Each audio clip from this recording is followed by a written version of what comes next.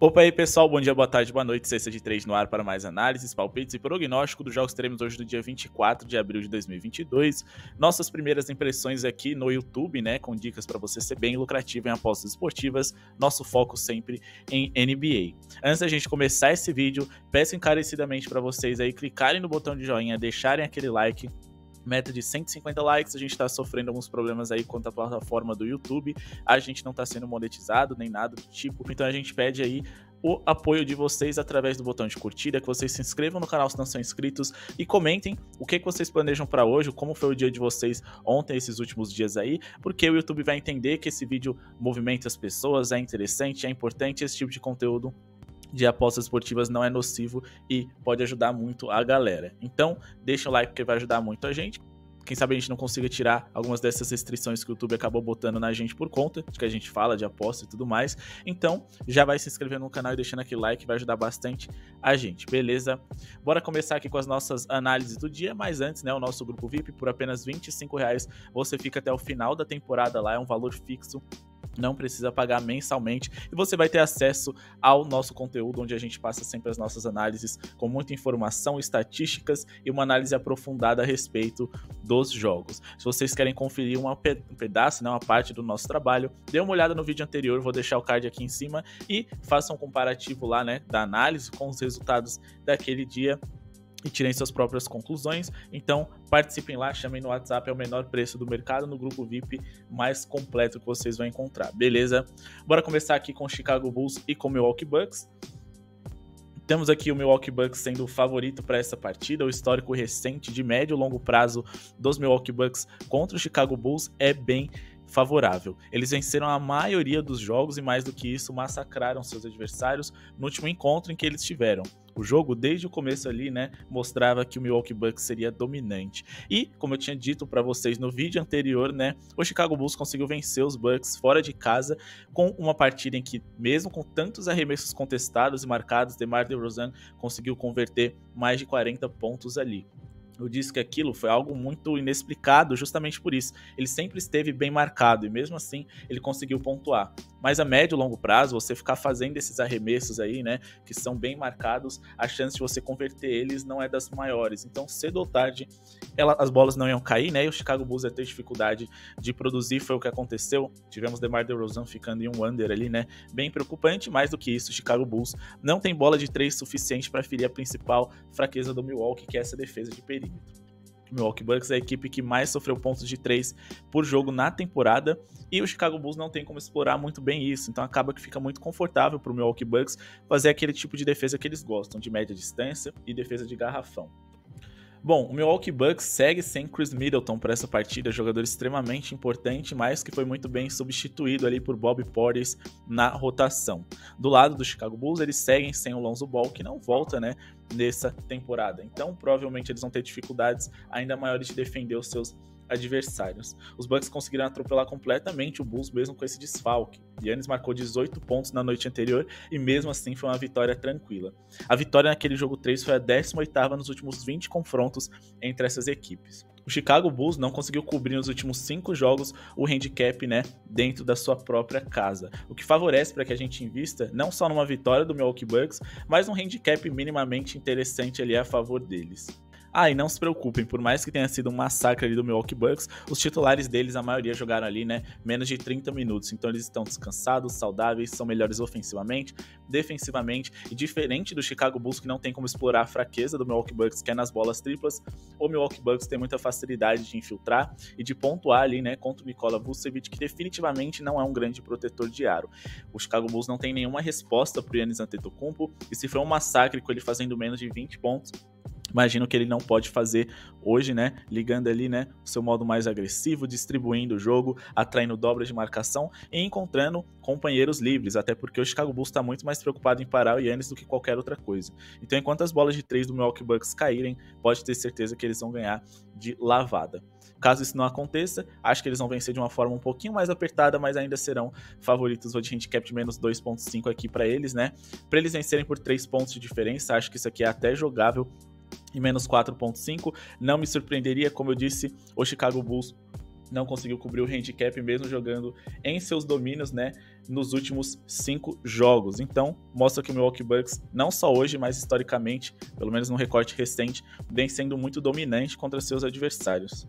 Não só o Chicago Bulls não tem grandes arremessadores de 3, mas eles também, né, não estão tentando fazer esses arremessos. É uma das equipes com menos arremessos de 3 por partida na temporada, também é a equipe com pior rebote ofensivo, então o Milwaukee Bucks vai conseguir garantir recuperação de posses com tranquilidade e o Chicago Bulls vai ter que fazer um jogo praticamente perfeito, sem erros para poder ter alguma chance. Então vamos aqui nessa vitória do Milwaukee Bucks, que eu julgo ser a mais interessante.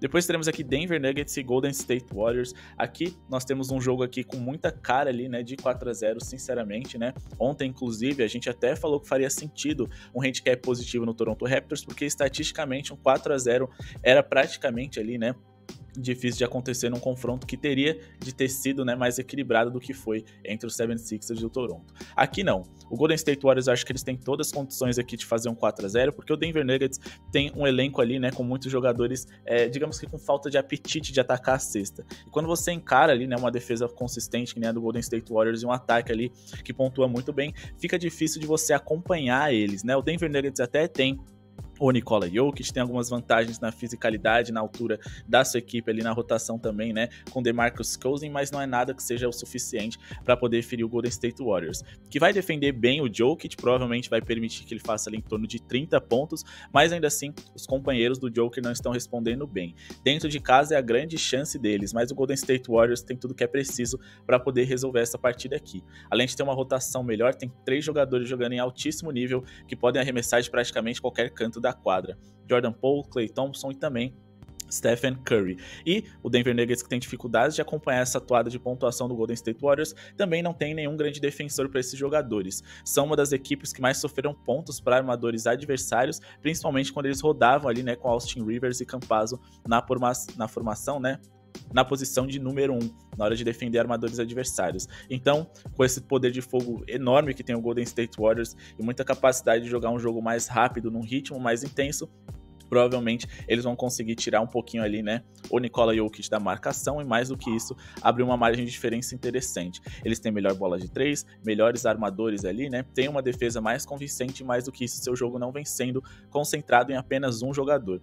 Até por isso, eu vou aqui, né, na vitória do Golden State Warriors, dá pra gente colocar um handicap de menos 2.5. A partida anterior foi um pouquinho mais apertada, isso é verdade, né, acho que menos 2.5 é interessante para eles vencerem por pelo menos 3 pontos de diferença, mas se a gente for colocar aqui, né, e ver as 2 primeiras partidas, o Golden State Warriors venceu ali por uma margem de diferença muito grande. Se a gente estabelecer uma média, vai dar uma média muito maior de diferença nos placares do que a gente está buscando hoje. Então acho bem interessante, acho que o Golden State Warriors tem tudo para poder fazer o 4-0 por todos esses fatores em que eu disse que eles são superiores, e mais do que isso, né, eles têm muita bola de 3, coisa que o Denver Nuggets não tem. Então a diferença do placar, né, à medida em que o Nikola Jokic vai pontuando de 2 em 2, o Golden State Warriors vai mostrando todo o seu calibre ofensivo ali no perímetro, arremessando de 3 em 3 e consequentemente conseguindo abrir uma margem de diferença que já seria possível por conta da sua excelente defesa. Se a gente for olhar aqui na temporada, né, são 2 das equipes com melhor eficiência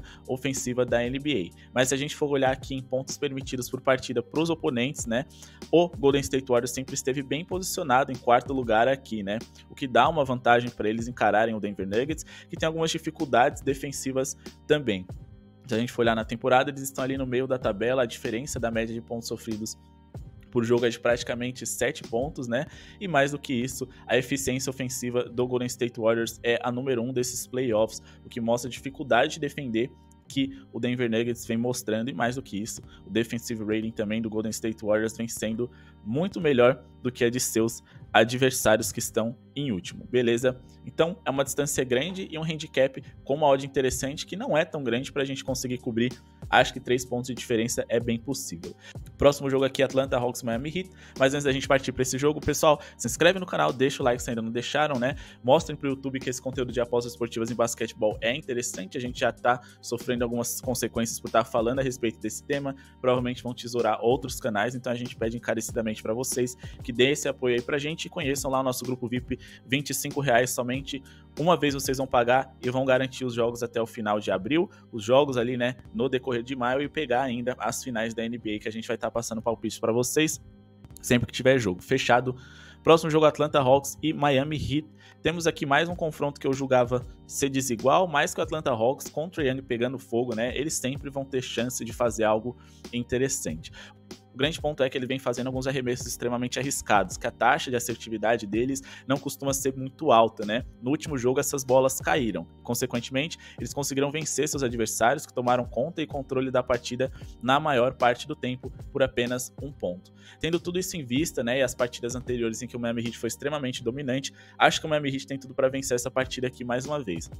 Como eu disse, a vitória do Atlanta Hawks veio basicamente ali, né, no último quarto, onde eles conseguiram tirar uma diferença para os seus adversários, mas mais do que isso, a bola necessária caiu e as bolas difíceis também. Só que o grande ponto dessa partida é que a gente tem o Atlanta Hawks, que é uma equipe muito mais insistente do que técnica na hora de produzir, pelo menos nessa temporada, com uma defesa bem ruim, contra uma equipe bem eficiente nas bolas de 3 e mais do que isso, uma das melhores defesas da NBA, que dificilmente vai permitir que seus adversários pontuem em 2 dígitos. Tanto os jogadores produzindo, né, e pontuando na casa dos 2 dígitos. A gente teve o Gallinari, Kevin Huerter, Delon Wright, DeAndre Hunter, Bogdanovic e o Trae Young pontuando em pelo menos 10 pontos. Isso é muita coisa, ou seja, você precisa de todo mundo ali jogando num bom nível, produzindo bem contra uma das melhores defesas da liga, para quem sabe vocês ganharem por um ponto de diferença mais uma vez. Acho difícil que isso aconteça, e se vier saudável, o Miami Heat é sim favorito, porque eles conseguiram vencer com muito mais tranquilidade os 2 primeiros jogos do que o Atlanta Hawks conseguiu nesse último. E como eu disse, muita coisa fora da curva precisou acontecer, principalmente alguns arremessos ali do Trae Young bem prováveis de cair, que a gente sabe que o Ice Trae volta e meia consegue fazer com que essas bolas caiam, mas ainda assim, esses arremessos do meio de quadra não só são necessários para poder produzir 3 pontos no placar, mas também faz com que a defesa do Miami Heat fique esperta, abra mais, né, marque um pouco ali, né, mais perto do meio da quadra, porque o Trae Young consegue converter esses arremessos, porém o grande ponto foi que ele sofreu muitas faltas e acho que o Miami Heat vai ficar um pouco mais esperto nisso. Se o Trae Young não conseguir produzir ali na casa dos 30 pontos, coisa que eu acho difícil que ele faça contra essa ótima defesa do Miami, eles não terão chances. Então os meus palpites serão menos 1.5 para o Miami Heat vencer por 2 pontos de diferença, lembrando que a excelente defesa deles e a defesa ruim do Atlanta Hawks permite que eles abram essa diferença no placar, e caso vocês queiram trabalhar ali, né, com o under do Trae Young, eu acho que a gente tem algumas questões que podem ser interessantes ali, seja em pontuação, seja em pontos, rebotes, mais assistências, mas tudo vai depender dessa linha, a gente vai dar uma estudada lá no nosso grupo VIP e falar se vale a pena ou não, porque sinceramente eu acho que elas estão bem apertadas aqui. Próximo jogo, New Orleans Pelicans e Phoenix Suns. Aqui um jogo um pouco mais complicado, principalmente porque Devin Booker segue de fora. A gente precisa entender, né, como é que esse Phoenix Suns vai funcionar a longo prazo sem o seu principal pontuador, e fato é que eles não conseguiram produzir tão bem contra seus adversários de forma consistente, geralmente vencendo seus jogos ali, né, no último quarto, fechando, né, as partidas com excelente desempenho do Chris Paul. O jogo anterior a gente teve alguns problemas de interpretação, porque era um jogo que tinha tudo para ser veloz, rápido, principalmente porque foi a fórmula que o New Orleans Pelicans encontrou para ferir a equipe do Phoenix Suns, que gosta de um jogo mais cadenciado, mais pensado, até para poder adequar o Chris Paul melhor na partida. Porém, uma ejeção ali, né, na verdade, uma expulsão de Jackson Hayes ali, fez com que Jonas Valanciunas tivesse mais minutos do que deveria e, consequentemente, o time do New Orleans Pelicans ficasse mais pesado. Então, acho que eles têm tudo hoje para ser ainda mais competitivos, mas, sinceramente, o Phoenix Suns tem melhor defesa e, mais do que isso, se as coisas apertarem no último quarto, a gente ainda tem Chris Paul a nosso favor. No palpite anterior, né, no vídeo anterior, eu falei para vocês irem de mais 6.5 no New Orleans Pelicans, porque eu acho que eles mostraram uma competitividade muito grande. O Phoenix Suns falta um pontuador nato ali para eles conseguirem se distanciar no placar de seus adversários. Mas eu também disse que a vitória simples seria bem interessante, e é isso que mais uma vez eu vou indicar. Vou de vitória simples aqui do Phoenix Suns, mas caso vocês queiram trabalhar ali, né, no handicap positivo do New Orleans Pelicans, essa série que vem sendo muito mais competitiva do que a gente esperava, acho que é bem possível. Só que como o último jogo foi por muito pouco, né, foi por 2 lances livres ali, que o Cam Johnson errou no final da partida, eu vou priorizar apenas essa vitória simples do Phoenix Suns, que deve bater, não vai ser fácil, mas é o melhor palpite que a gente tem para essa partida. O pessoal me perguntou muito, assim, Léo, já que o jogo vai ser rápido, a tendência é que tenha muitos pontos, certo? E eu falei que não exatamente, e mais uma vez eu vou seguir com isso. Tomem cuidado com a pontuação dessa partida. Mais uma vez, o New Orleans Pelicans vai tentar acelerar, ou seja, vão ter mais posse de bola por minuto, só que tem um porém. A defesa do Phoenix Suns é muito boa, e mais do que isso, falta ao próprio Phoenix Suns apenas um pontuador nato, já que o Devin Booker tá de fora. Então a gente tem muitos argumentos pro over, principalmente por conta do New Orleans Pelicans, mas a gente também tem argumentos pro under, por conta do Phoenix Suns. Então acaba que tudo vai depender das linhas. Bom, pessoal, esse foi o vídeo de hoje, a nossa análise, nossas interpretações. Quero agradecer a audiência de vocês, o apoio de sempre. Confiram lá o nosso grupo VIP, desde já agradeço vocês mais uma vez, né? Muito obrigado pela audiência aí. Falou!